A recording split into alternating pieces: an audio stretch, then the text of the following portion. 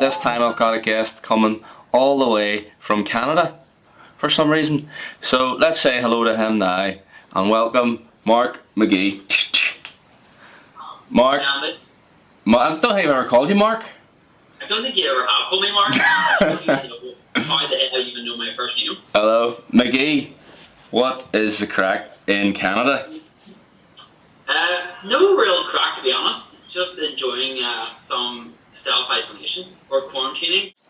Would you say that you've picked up a bit of a Graham McDowell-esque accent while you've been over there? I would say yes, and I get my fair amount of abuse, back from people back home. Like even my family, like my brother and sister, would be, what the hell is going on with your accent? And a few cold beers. Like milk me. I would say for the first 2 to 3 days I was at home, I was pretty abused. I was looking at flights back to Canada. But it only took a few days, with the guys for it all to come back out. The Northern Ireland twang. It's one of those weird stages of limbo where it's like when you come back home, you don't have a proper Northern Irish accent anymore, but when you go to Canada, you don't have a proper Canadian accent either. So it's hard to slot in. You've got like a bit of a mash of everything now, don't you? Yeah, like Northern Ireland accents don't translate very well at like McDonald's drive-thrus. Like outside of Northern Ireland, like you have an awful trouble, getting the order that you actually ordered, which is challenging. I lived in England, and every time I had to get the bus in England, they didn't. I think it was about 3 days in a row. The bus driver didn't understand my accent, so I was saying like Caroline Street, and he was like, "What?" And one day I was getting the bus with someone, and I was like, "Caroline Street, please, mate." And the person beside me was like, "Why are you talking like that?" And I was like, "Oh, it's the only way he understands me." Like literally never questioned it. The bus driver was like, "Yep, Caroline Street, no worries, mate, work away there." He was Northern Irish. Start me off here with your favourite kind of memory that you have from the good old days in Fort Hill College. I would say there was one time where Brad and you were maybe there as well, that we volunteered to be parking attendants at an open night. And Brad and I knew there was like where Fort Hill Primary was. It was just rammed full. I think there was even a cone that was like, it's recognizing the car park as full. So we were like, okay, the next car that comes, rock, paper, scissors to see who says you gotta go into the primary school when it's full, and we'll just do it for shits and giggles. So we ended up advising this woman, bringing her young kid to have a look around the school, to go to the primary school and park, and then she's reversing back, and all we hear is a bang. So she just jacks her car right into the gate, and like him and I were just like in stitches laughing. So that's one story. There's also one time where we had a substitute teacher for PE, and you may remember this because you were in my PE class. But there was this one teacher. Yeah, he was a sub. It was Cal Houston and Stephen McCullough, and Cal Houston from nowhere just like smacked Stephen McCullough in the stomach, or it was Stephen McCullough to Kyle, and he was like, "What the fuck did you do that for, you then?" And I was like, whoa. But in hot at number one, the snotty laptop is also a snotty memory, and I was humiliated for the rest of my time. I think it was maybe lower sixth. We were talking about, I think we were in business studies, and we were talking about like mergers and acquisitions or something. Do you remember it vividly? Because we were talking about Sainsbury's and Tesco's or whatever else. And Simon Williams actually made the comment about, what would that be called? Would it be called Sainsbury's? And I just had in the snot bank, I was just filled up to the brim, and I started laughing my head off. But I laughed with my mouth closed, and the snot just came out, and honestly, dumped all over the keyboard, and I felt like no one seen it. So I had my blazer, and I was just wiping it up, and Miss, I think Laurie at the time, she spotted it and just called me out in front of the class. She called me out in a light that was I seen what you've done. It is but I'm gonna like milk the bag clean out of you. And she was like, sorry Simon, gonna have to stop you there because Mark Magee has just done a complete abomination in the front row here, like. And I think that was the term she used that day. Abomination. Yeah. Oh my god, yeah, that was terrible. Like, yeah. Yeah, the keyboard was looking like a 13-year-old's laptop that's just discovered Pornhub for the first time. Giggity giggity. Giggity good. In school, the thing I remember about you is you selling me the rights to your hernia.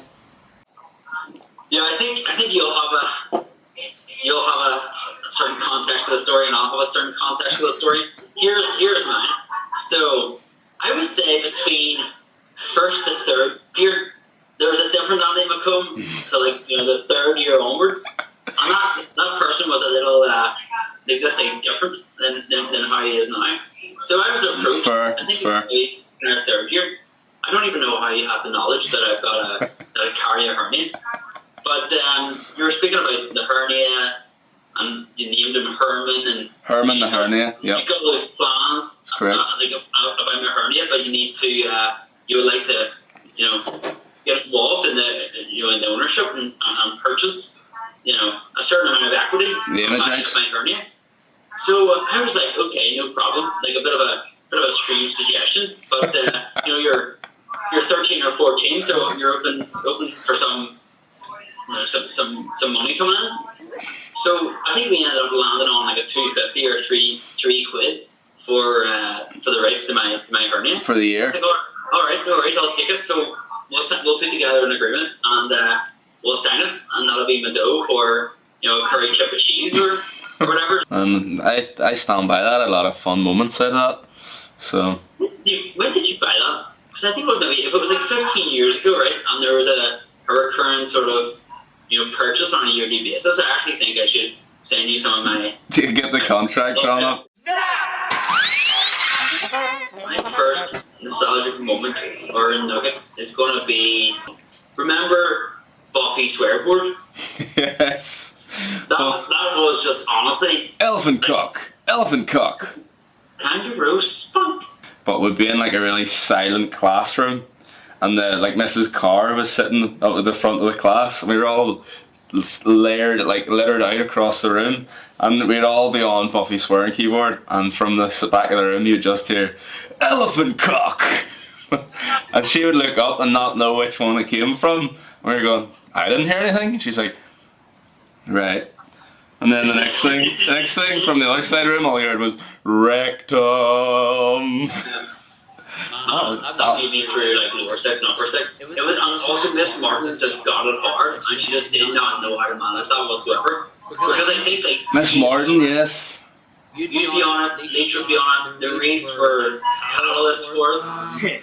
My favourite memory from school, one of them, can't remember if I was there or I was told about this, but there's a guy called like Eddie in school, and he was in science class, and there was a fish tank, and Eddie was one of them people that were just in school, like going through the motions type thing, and he put polo mints tipped into the fish tank.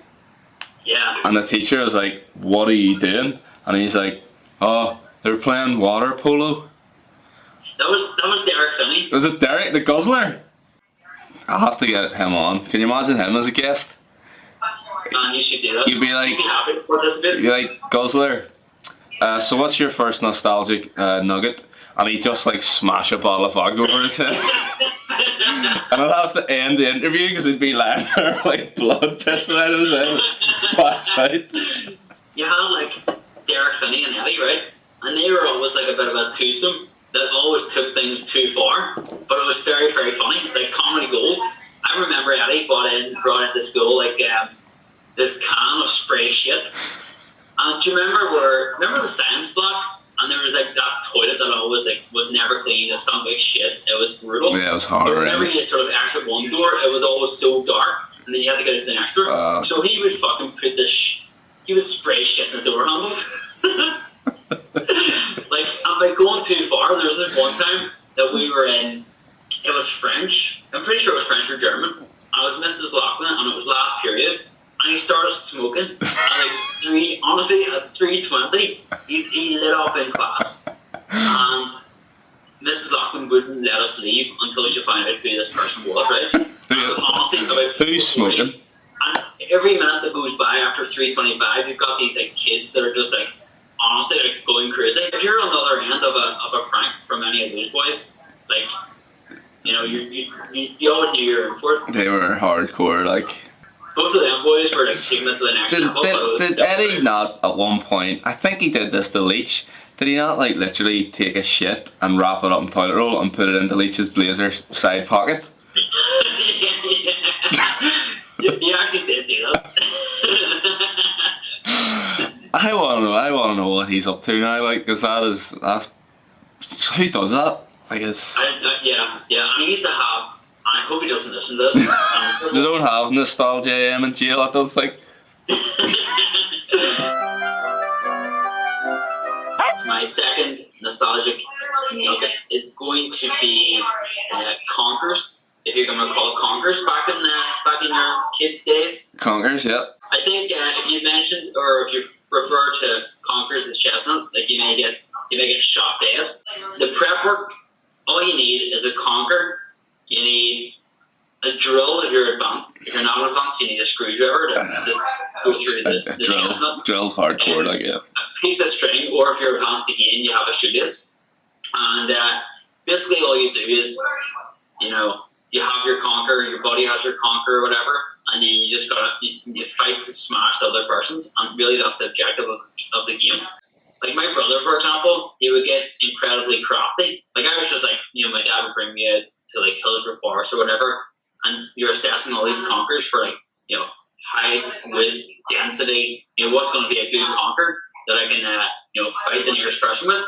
And people will start to, often cook their conkers or, coat them in nail varnish and just increase the strength of them. Nail varnish was a good one, yep. And before you know it, you're getting slammed, every single game until you sort of catch up or whatever. Did you have a shiny set of conkers? I do have a shiny set of conkers on it. Lindsay lends me the nail varnish and I get them polished up.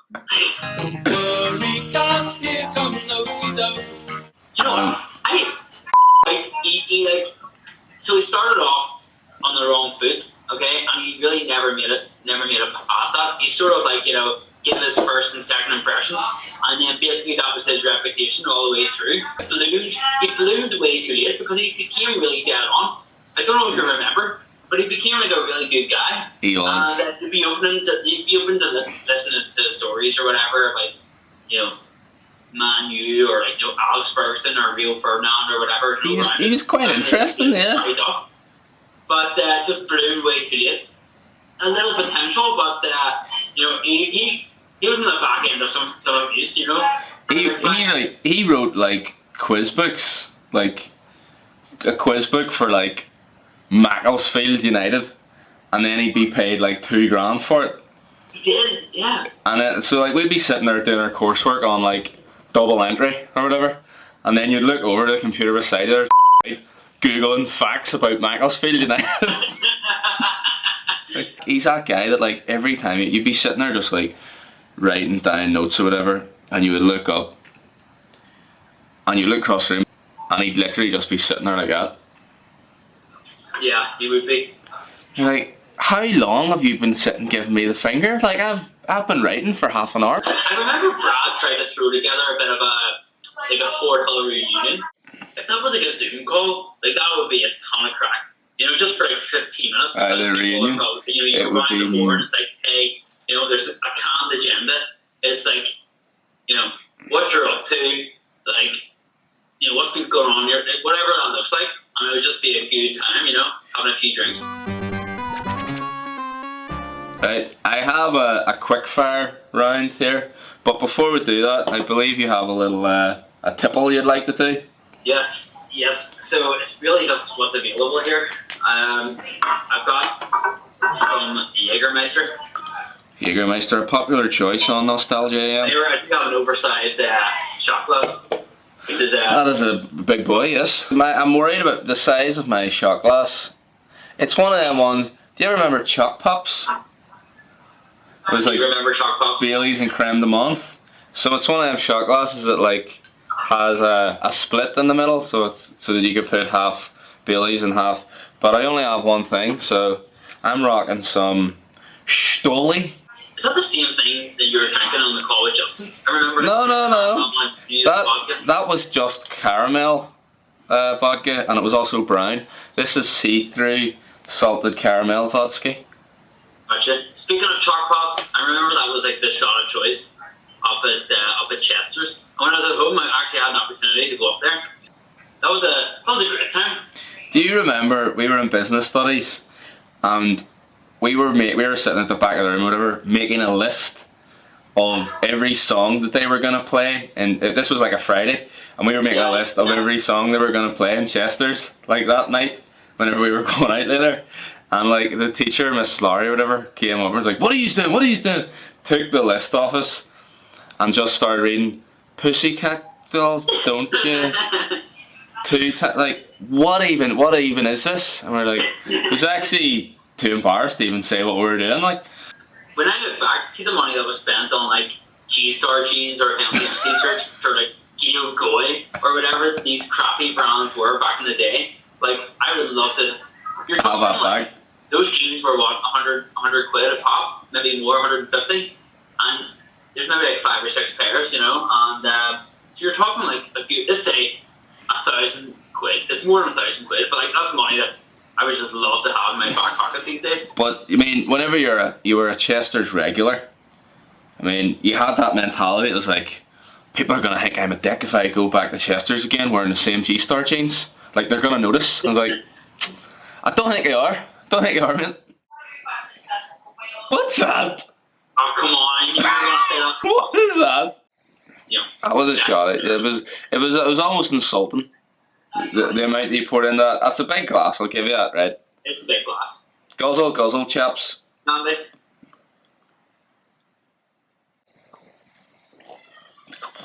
I'm gonna have to send a strongly worded email to the boys over at Stolichana and tell them that they need to get their salted caramel recipe in order, because it tastes more like burning more than anything, really.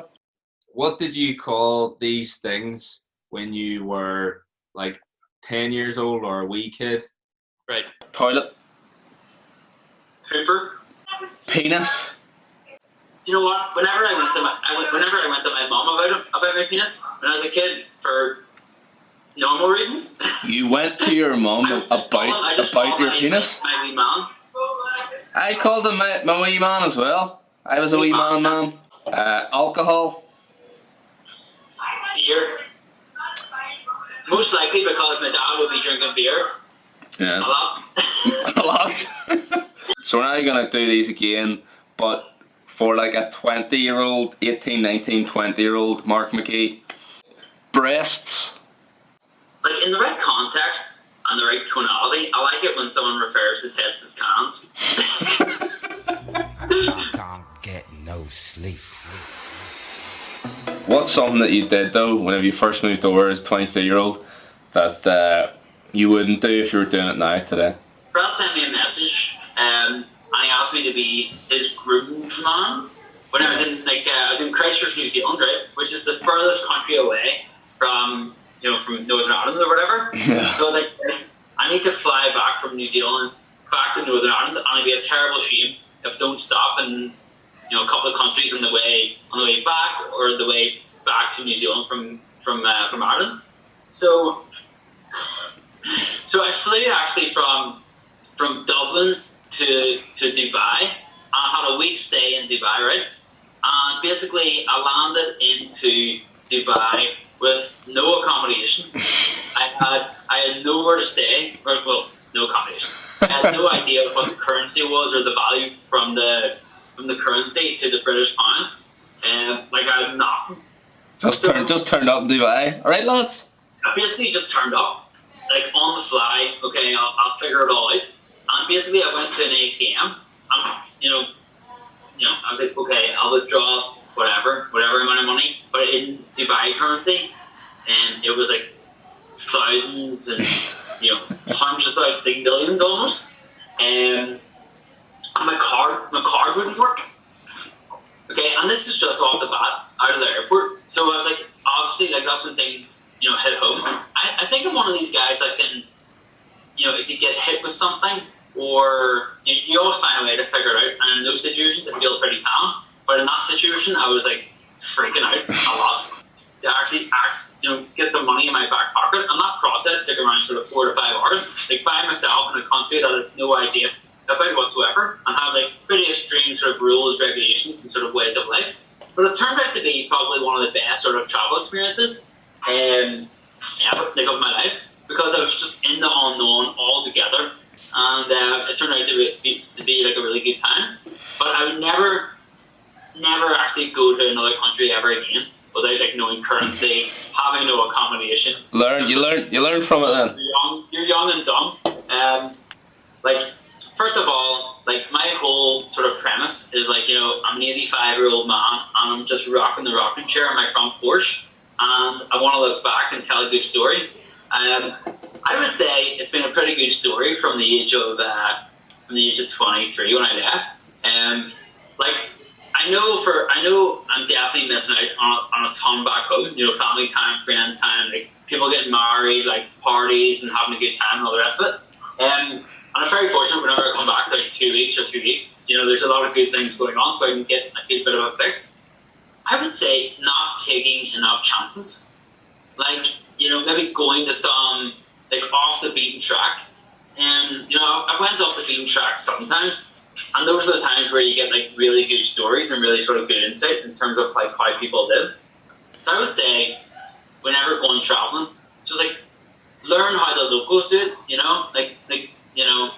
familiarize yourself with some locals and their way of life, because you get so much experience in terms of, how they live their life, cuisines, culture, all that shit. That reminds me of a time that I remember you going off the beaten track. Do you remember me and you were in London, and we didn't, I think was at the time that we didn't even book a hotel because we thought our flight was so early the next morning that we just weren't going to book a hotel to stay in, and we just stayed in London all night. And you definitely threw Brad into that. I did not throw Brad into a fountain. He fell into the fountain at Leicester Square. I did not push him, but that's a different story. That was the last word he said all night. He was like depressed until we didn't have a hotel, and he's in a fountain soaking wet. But anyway, me and you were on a tuk-tuk in London, and this Chinese fella was cycling the tuk-tuk over the London Bridge or whatever it is, and I maybe had 4 extra stone on me than what I have now, and we were going up a hill, and this guy was struggling and you were pretty tanked out at the time, if I remember correctly. So you, the big man in the back of the tuk-tuk, were like, move over, mate, I'll take it from here. You start cycling, get us back to where we were going, and then me and the Chinese guy jump out of the tuk-tuk, and we're like, right, okay, swap back over. Next thing, you're away like 2 men and a wee lad into the centre of London, and you just cycle off with this tuk-tuk, just you, and me and a Chinese fella is standing at the side of the road in the middle of London, and he just kind of looks at me, he's like, where's your friend? Where's he going? And I was like, do you know what, anyone else, I would think he'd be back in a minute. With this guy, literally, if we don't see him till tomorrow morning, I'd believe it. So my third nostalgic nugget, and basically very fortunate to grow up in an area where there was like a ton of, I would say 25 to 30 people, and all sort of similar age groups, like running races, whatever. So we spent like sort of, the summers down there, all the way through to the days where like, you'd be kissing girls for the first time, or playing tennis, or boys, like drinking at the mobiles before you go to the Balmacosh bonfire. You'd go up for your dinner, and you'd eat it all up or whatever, and you'd be like, okay, I'm gonna go back out, and you go back down to the mobiles, and you'd not know who's gonna be there, but you knew there'd be someone there. Someone be there. I think that's something that like the youth of today, I hope they haven't, but that's maybe what they've lost. Like, instead of going down and seeing who's at the mobiles at the brambles, you're going into a group chat on WhatsApp and, you know, like posting in a couple of emojis or something. But we had this thing called the Grand National.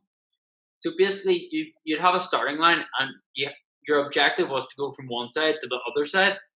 And you'd climb the one mobile, you'd jump that 1 meter gap, and there would be like I would say a good 12-foot fall, and there'd be like broken glass, there'd be like rocks and shit. If you fall down there, like you're slammed, you're done. And like as a kid, you're just like, well, you're indestructible, right? So you just take that on. But certainly, like a lot of those childhood memories have certainly shaped, you know, the experiences. I think having like two siblings that have been older sort of drilling down into me, like, hey, like, just go out, have a look around, you know, in terms of the world, and see what you think of it. You know, you can always go home. There's always a place at home, and all that sort of jazz. Like when you come home, you've maybe got a window of like, you know, 10 days or 14 days to sort of see people that you spend a lot of time with, you know, during your childhood, or like just reliving those childhood experiences. And you get a ton of value from that. So like, you know, going to the mobiles, or like, you know, playing 5-star at 20, 28 or 29, like it's just things you do. And people are a little bit more receptive to going and doing those things, because, you know, it's not like every day you get these interactions with people. I think that's a good place to wrap this up. Thanks for coming on Nostalgia AM, Mark Magee, and to all you viewers at home, have a good life.